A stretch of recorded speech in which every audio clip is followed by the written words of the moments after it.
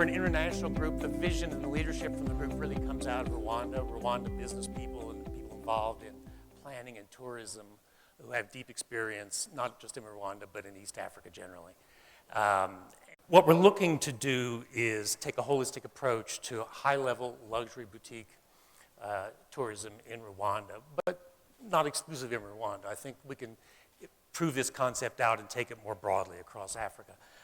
Rwanda today, it's a fairly young market. It's really, in many ways, a young country. You can regard it as a 25-year-old country. Tremendous economic growth, stable, very efficient government, a commitment to their natural resources and understanding of the iconic resources that they have and how to develop them, very efficient bureaucracy, quick decision-making. It's an attractive environment for us.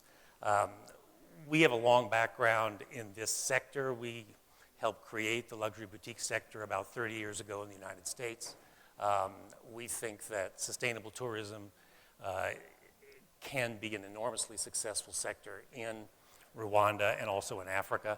When you say sustainable tourism, what you really mean, in our view, is something more holistic. It's a tourism that is commercially very attractive, it's environmentally successful, and it also meets social and community needs in a way that hospitality perhaps hasn't done in the past. The kind of capital structure we're looking for is pretty equity intensive. We think that with some local investment, which is very important, we can build a capital structure that stands the test of time. We think that in Rwanda particularly, that capital structure can help us fill a gap in the market that exists today. Much of our strategy is driven by what we hear from our tourism and travel partners.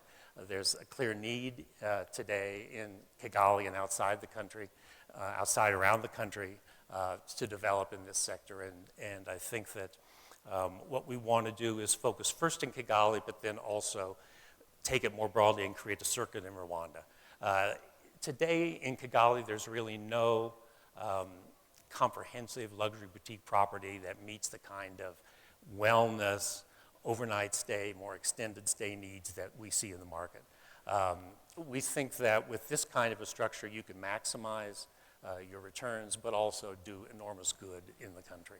We have to be short in this. I would just close by saying that, the vision is sort of a triple bottom line vision. It's a vision that includes financial success, but it's also a vision that helps support the government's strategy of very high yield, low volume tourism, and also a strategy that helps build and expand community expertise. So, thank you very much, Wayne.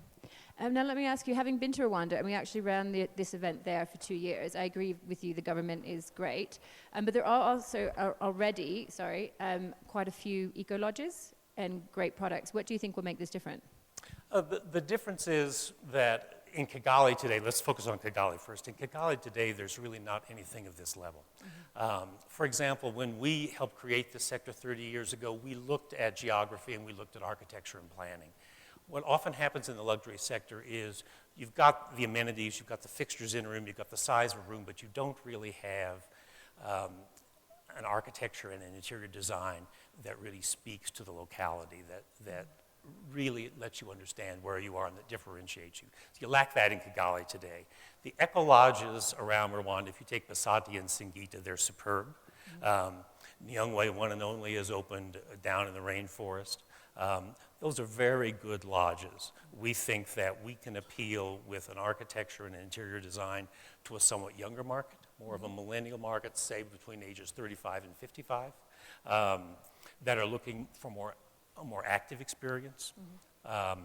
And again, when you talk about experiential luxury travel, people think of the activities, and that's a very important part of it, and you think of the cuisine, and that's an important part of it, but what people really haven't done so much yet, and what we helped inaugurate and I think can bring to Africa, is develop an architecture and an interior design that uses local materials in new ways, that develops new local materials, that reflects and builds, increases the standards of that location from those points of view. So we think that they're doing a tremendous job. We think that we can take that kind of product to a somewhat different level and with a somewhat broader market. Okay, great. Well, thank you so much. Join me in thanking Wayne, everybody.